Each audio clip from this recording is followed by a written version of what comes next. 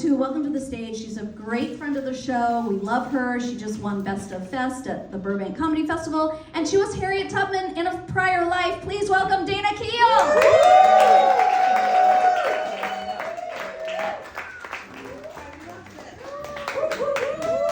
Chance with my name. Oh, yeah. I'm Danna Kiel. She, in fact, said that.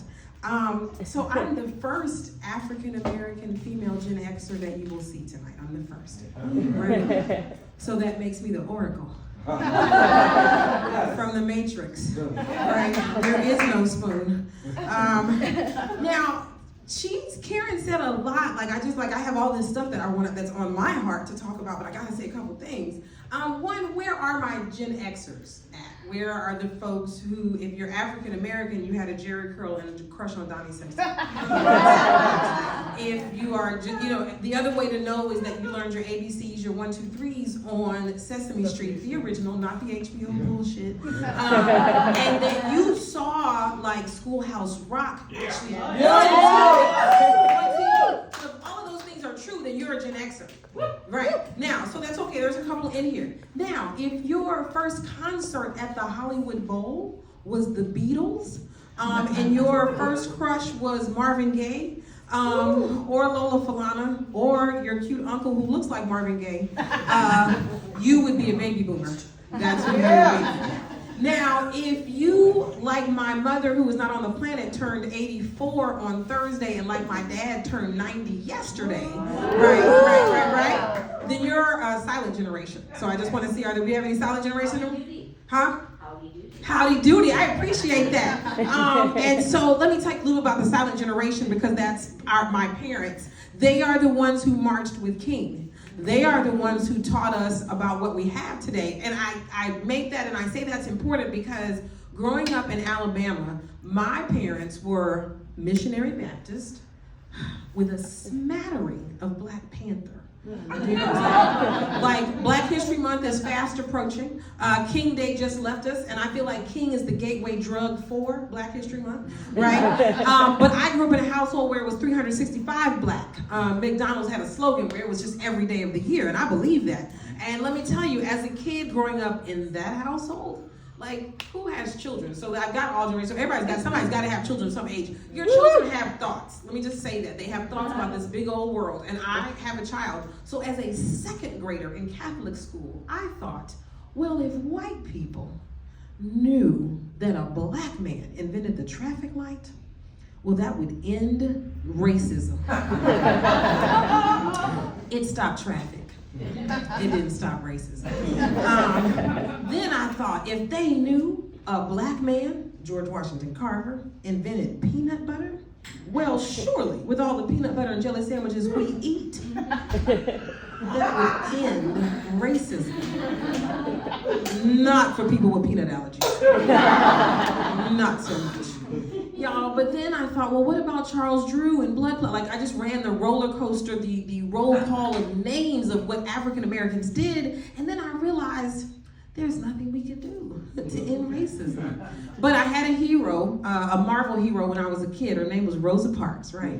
Rosa Parks, as you all know, got us off the back of the bus, right? So now to this day, at the ripe young age of 56, I don't want to be at the back of nothing. Not the back of the line, not the back of the gym, not the back of the class, not the back of the bank. I do not let motherfuckers in front of me in traffic.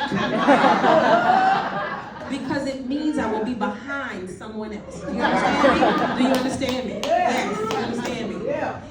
Was that my light? No, okay, that's good. Sorry, y'all. Too many lights in here. Gary T. Morgan would be proud. Traffic light. Anyway, so at the gym at Planet Fitness, y'all, the ellipticals and the treadmills are at the back. Y'all, but the weights and my civil rights are at the front. So I'm going to the front, and I don't even lift weights, but I'm in the gym. No justice, no peace. No justice, no peace. I'm just saying, that's how I feel about it. That's how I feel about it. What else? There's so much about about being a Gen Xer. I am a teacher. I teach school now, you guys, and we just celebrated Martin Luther King. I teach black and brown kids. All of us see ourselves in figures. So I had a whole lot of Senor Martin King. Do you know what I'm saying? Like all my brown kids drew him very light brown with coal black hair. Like I just you know, kids. Teaching is a wonderful sport. Let me just say that. I have taught middle school. I've taught all ages, and middle school is a circle of hell. To be sure. Like, it's the only place you will hear about Roblox and blowjobs. In the same, y'all, conversation. Like, oh my God, like they love Stranger Things, the show on Netflix, and I figured out why. Because they're the Stranger Things. They love the book The Outsiders, according to Culver City, because they're the outsiders, right? They also love TikTok, but they can't read a wall clock. Miss, what time is this class over? 11:55. Miss, what time is it on the clock? Well, Miss, what does that say? Now this is what I want to say. The time, motherfuckers, the time. But I can't cuss at them. Right. Man, the business of being a Gen Xer, teaching all the things. We're getting into Black History Month. Like I mentioned, I slid in there for applause, in fact, that I'm 56. Right, there it is. Thank you. But here's the thing, like in these modern times, speaking of millennials and Gen Zers, it's like they talk about this year is my birthday and it's my Jesus year, which means that they're turning 33. This year is my Jordan year, so that means that they're turning 23. And I'm like, well, what is it? My Lawrence Taylor? Yeah. Because he had 56 on his jersey. Is next year gonna be my Hines year because I turned 57? Like, I'm just saying, like, I'm just glad, right? Somebody got it. Every day I'm just glad, like even getting here tonight, I'm just glad to be marked safe from night driving. Like, you know what I'm saying? Like, I don't know what to say. And speaking of reading glasses again, and just how we see, like that's one way you also know Gen Xers, because we love 90s golden era hip hop, but we still need reading glasses to check our mail. Do you know what I'm saying? Biggie, can't you see? Somehow these words just hypnotize me. Now, I'm sure that the boomers can relate to this in the Gen Xers. The font on my phone look like the letters right there.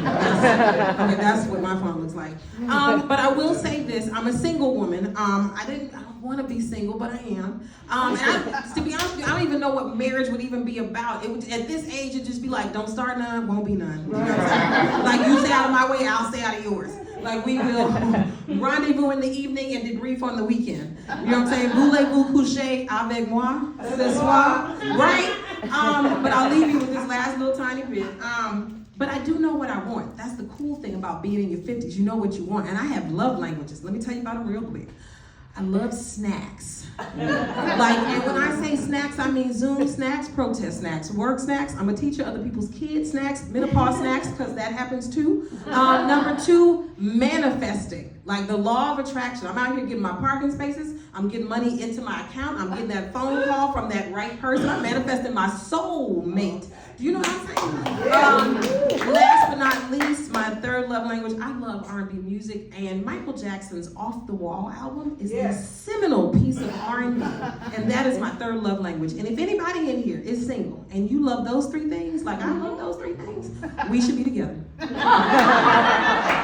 In fact, we go together. You know what I'm saying? I want to rock with you all night. Thank you guys. I'm Danna Kiel.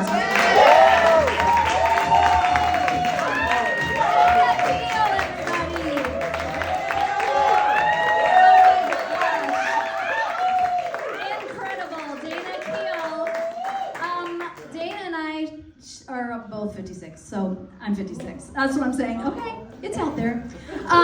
So I'm looking forward to my Heinz year next year. I will never forget that.